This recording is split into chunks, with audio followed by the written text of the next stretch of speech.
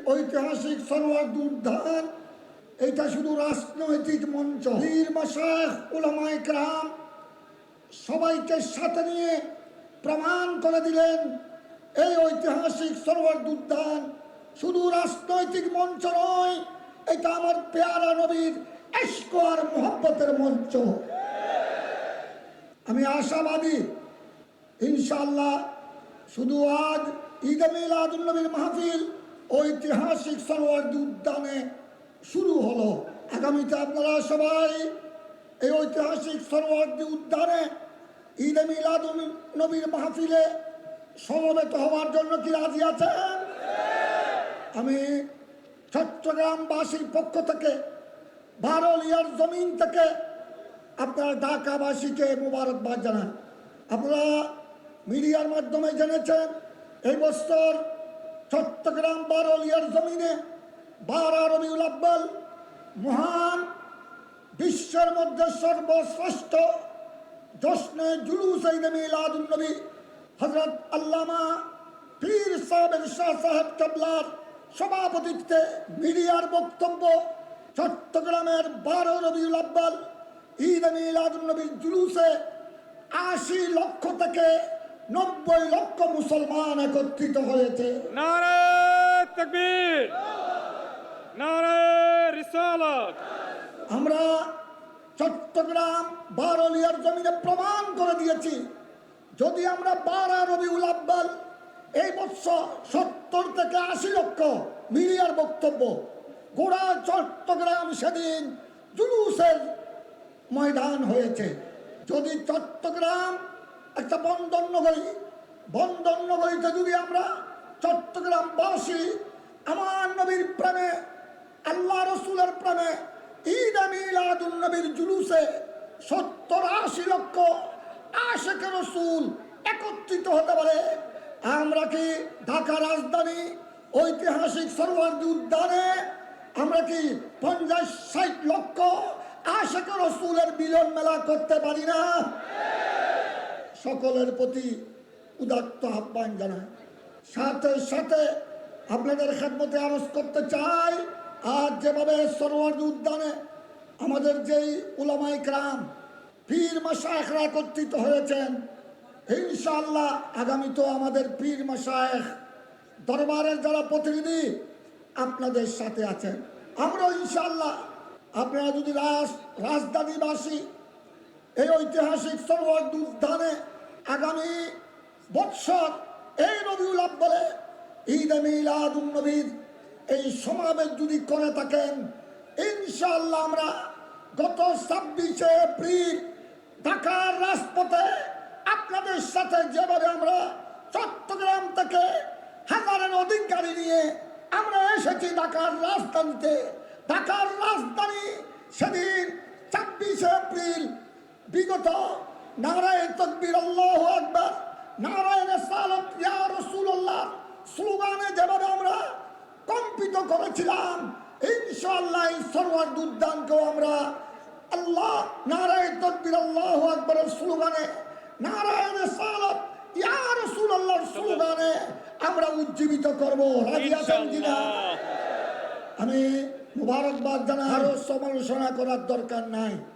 আমরা যখন সব আল্লাহ প্রেমিক, রসুল প্রেমিক, অলি প্রেমিক যখন আমরা রাজধানী সরওয়ার্দী উদ্যানে একত্রিত হয়ে যাব, আল্লাহ এবং রসুলের মুহাব্বতের বন্যার পানিতে সমস্ত বাতিল উৎখাত হয়ে যাবে। সুতরাং সকল আশিকে রসুল, সকল সুন্নি দরবারের পীর মুর্শিদ ভক্ত অনুরক্তকে আমি ঐক্যবদ্ধ থাকার জন্য আহ্বান জানাচ্ছি। সাথে সাথে আহ্বান জানাবো বর্তমান অন্তর্বর্তীকালীন সরকারকে মুবারকবাদ জানাই। ওনারা আমাদেরকে অন্তত মাত্র কয়েকদিন আগে হলেও আমাদেরকে অনুমোদন দিয়েছেন। ওনারা আমাদেরকে অনুমোদন দেন নাই, ওনারা রসুল পাকের উম্মতের পরিচয় দিয়েছে। রসুল পাকের সুপারিশ ছাড়া কবরে হাসরে কিয়ামতের ময়দানে কারো নেজাতের কোনো গ্যারান্টি নাই। তাই আমি বর্তমান অন্তর্বর্তীকালীন সরকারের প্রধান উপদেষ্টা আমাদের চট্টগ্রামের গৌরব ডক্টর ইউনূস সাহেব সহ ওনার উপদেষ্টা পরিষদে যারা রয়েছেন, সরকারি দায়িত্বে যারা আছেন, প্রশাসনিক দায়িত্বে যারা আছেন, আমি আমার পুলিশ ভাইদেরকে দেখছি, সবাইকে আমি মোবারকবাদ জানাই। এবং আমি প্রশাসনের সকল স্তরের প্রতিনিধি এবং আমাদের সরকারি উচ্চপদস্থ সকলের পক্ষ থেকে আগামীতে আমাদের এই মাহফিল ঈদে মিলাদুন্নবীর এই সমাবেশে সহযোগিতা কামনা করে সবাইকে ধন্যবাদ জানিয়ে, বিশেষ করে পবিত্র ঈদে মিলাদুন্নবী উদযাপন পরিষদ স্কলার ফোরাম বাংলাদেশকে অভিনন্দন জানিয়ে আমার কথা এখানে শেষ করছি। মুরব্বীদের প্রতি আমার অনুরোধ, আমি চট্টগ্রামে প্রতিটি মাহফিলে, জুলুসের ময়দানে লক্ষ লক্ষ মানুষের সামনে কথা বলেছি। আমাদের যারা নওজোয়ান, যারা বয়সে আমাদের ছোট, অবশ্যই তাদেরকে, বড়দেরকে শ্রদ্ধা করতে হবে, বড়দেরকে সম্মান করতে হবে। এটা আমার পেয়ারা নবীর নির্দেশ। সাথে সাথে আমরা যারা বর্তমান বড়, আমাদের মুরব্বীরা চলে গেলেন, এখন বর্তমানে যারা বয়স্ক সুন্নি উলামায়ে কেরাম, পীর মাশায়েখ, আমাদেরও দায়িত্ব আছে আমাদের ছোটদেরকে স্নেহ করা, তাদেরকে আমরা মায়া দিয়ে, মমতা দিয়ে, স্নেহ দিয়ে আমাদের সিনায় জড়িয়ে রাখতে হবে। যেভাবে আমাদের নওজোয়ান সুন্নি উলামায়ে কেরাম, যুব সমাজ বিগত 26 এপ্রিল গোটা ঢাকার রাজপথ ইয়া রাসূলুল্লাহর স্লোগানে প্রকম্পিত করেছিল, আজ যেভাবে সরওয়ার্দী উদ্যানকে ঈদে মিলাদুন্নবীর আলোতে আলোকিত করেছে, আগামী তো আমাদের এই যুব সমাজকে, ছাত্র সমাজকে, আমাদের নওজোয়ান উলামায়ে কেরামকে আমাদেরকে স্নেহ মমতা দিয়ে ভবিষ্যতে তাদেরকে আরো বেশি উৎসাহিত করতে হবে। তারাই আমাদের ভবিষ্যৎ, জাতির ভবিষ্যৎ।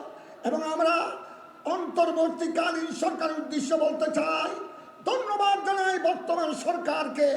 ওনারা 12 রবিউল আউয়াল ঈদে মিলাদুন্নবী উদযাপন করার জন্য প্রতিটি প্রতিষ্ঠানে নির্দেশনা দিয়েছেন। সুতরাং আমরা বলতে চাই, যতদিন বাংলাদেশ সরকার আমার পেয়ারা নবীর ঈদে মিলাদুন্নবীকে সম্মান করবে, বাংলাদেশে রহমতুল আলামিনের উসিলায় রহমত নাযিল হবে এবং আমরা শান্তিতে বসবাস করতে পারবো।